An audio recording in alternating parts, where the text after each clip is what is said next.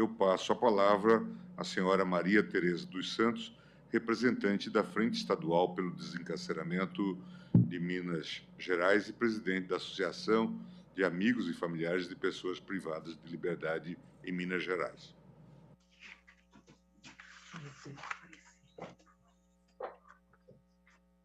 Bom dia a todos e todas. Agradeço a convocação deste Supremo Tribunal Federal para o comparecimento a essa audiência pública, na pessoa do excelentíssimo ministro Gilmar Mendes e da excelentíssima ministra Carmen Lúcia. Eu sou Maria Tereza dos Santos, sou familiar de sobrevivente do cárcere e, antes de mais nada, eu gostaria de agradecer a cada entidade que cedeu o tempo da sua fala para que familiares de todo o país pudessem se manifestar nessa audiência pública. Ainda que a fala das instituições e técnicos sejam relevantes, a realidade do sistema prisional brasileiro deixa muito explícito que ela tem sido insuficiente para promover uma mudança. Seguramente, o vídeo que foi gravado em uma fala minha na porta da unidade prisional de Ipaba foi o motivo do recebimento da convocação para hoje.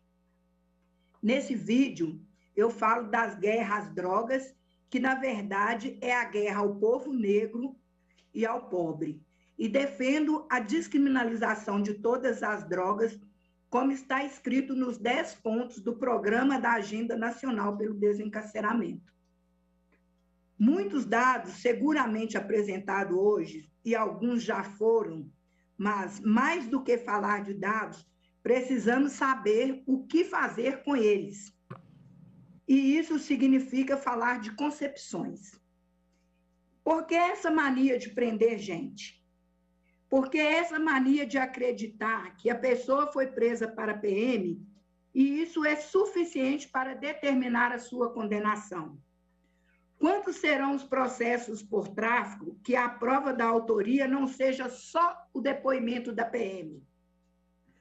Quantos serão os processos de crime contra o patrimônio que o reconhecimento da vítima determina prisão provisória, sem que nada seja apreendido com a pessoa e, na frente do juiz, a vítima não reconhece, mas tempos depois?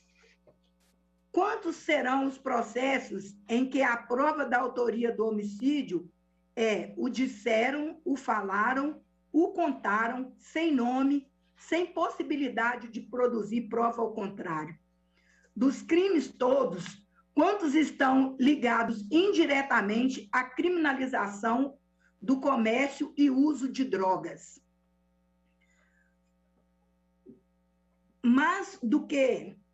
Mais que só da cadeia, dependendo da sua cor e do seu CEP. Faço essas perguntas baseadas nos relatos que ouço há mais de uma década e nos processos que a associação apoiou. A disfuncionalidade do sistema penal é aparente. Ela funciona bem para o que se propõe.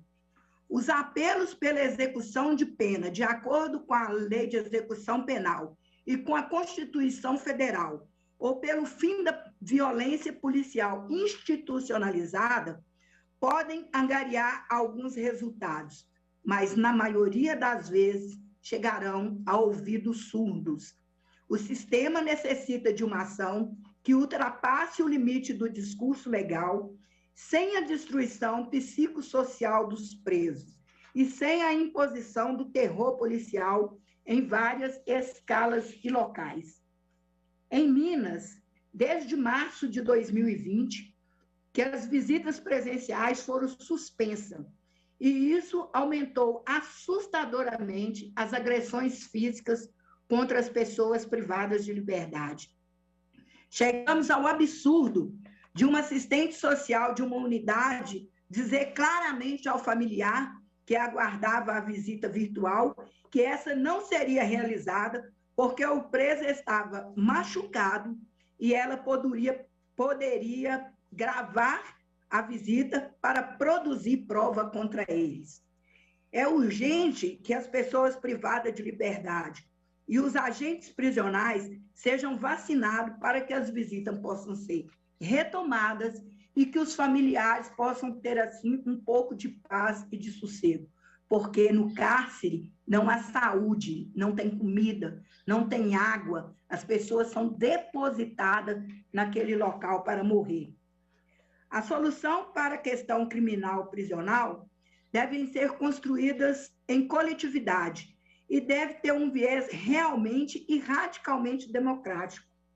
E devem definitivamente abandonar os velhos cânones do hiperpunitivismo e da lógica de combate ao inimigo interno.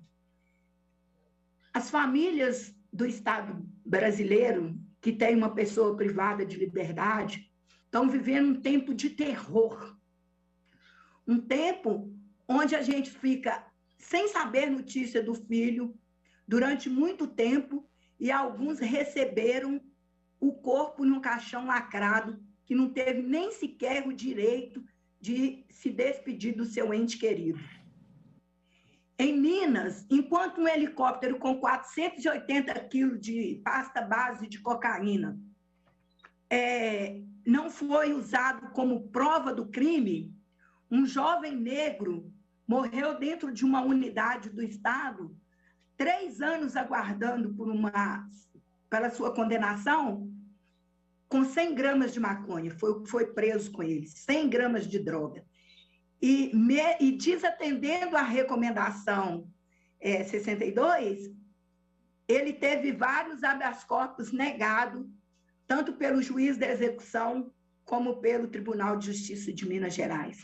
Os habeas corpus têm chegado depois que essas pessoas já estão mortas, né?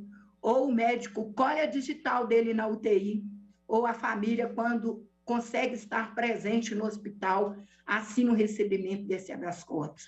É inadmissível que as pessoas negras sejam colocadas nesses locais insalubres para morrer. É inadmissível que nós, mães, tenhamos que cumprir pena junto com nossos filhos, quando a lei da execução penal diz que a pena não pode passar da pessoa condenada.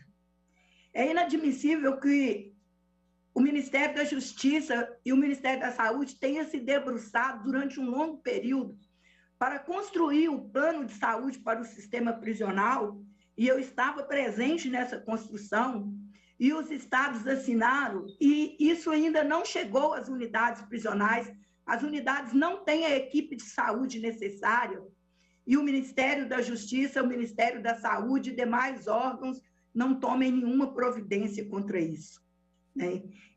Nossos filhos estão presos porque entraram em conflito com a lei.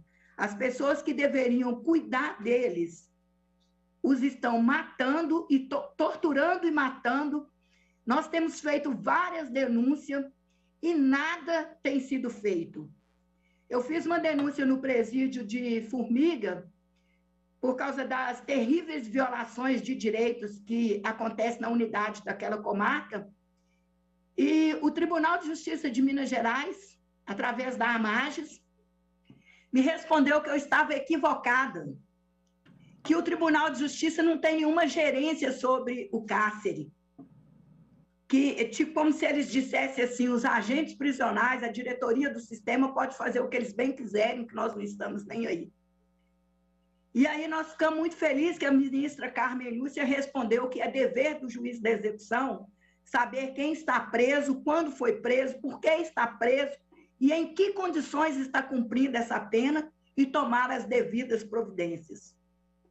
Ministro Gilmar, a coisa que no estado de Minas Gerais chegou a um caos tão grande que nós temos na administração do Departamento Penitenciário Mineiro um diretor que já foi denunciado por tortura quando era diretor de uma unidade prisional.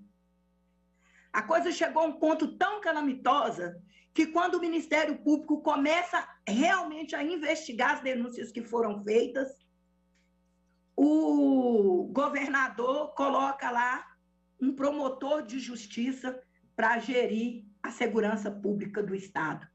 Isso, para nós, soa muito claro como um cala-boca no Ministério Público, que é quem tem o poder de investigar.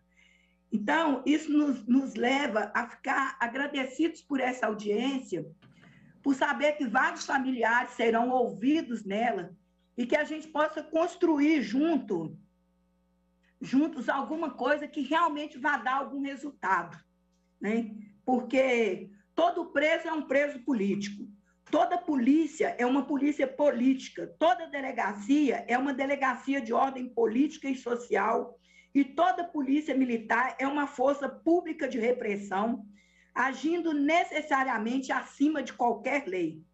Toda cadeia, toda penitenciária, todo manicômio, todo centro socioeducativo é local de injustificável violência. E devem ser violência imposta pelo Estado e devem ser destruídos. Precisamos que caminhemos para a abolição do sistema penal, porque a gente já sabe que isso não traz segurança para ninguém. Graça e paz, e muito obrigada por essa oportunidade. Muito obrigada às pessoas que deixaram as pessoas familiares de presos falar. Eu agradeço pela histórica oportunidade de participação de inúmeros familiares de presos nessa audiência pública. Acredito que a escuta também de quem é destinatário das violências do sistema prisional é o caminho mais adequado e esperançoso para mudanças na estrutura do sistema e na mentalidade de quem conduz e produz decisões que alteram o rumo da vida dos milhares de familiares. Muito obrigada. Muito obrigado, senhora Maria Tereza dos Santos, por esse tocante depoimento, que certamente vai ser incorporado aos anais aqui desta audiência pública e certamente mobilizará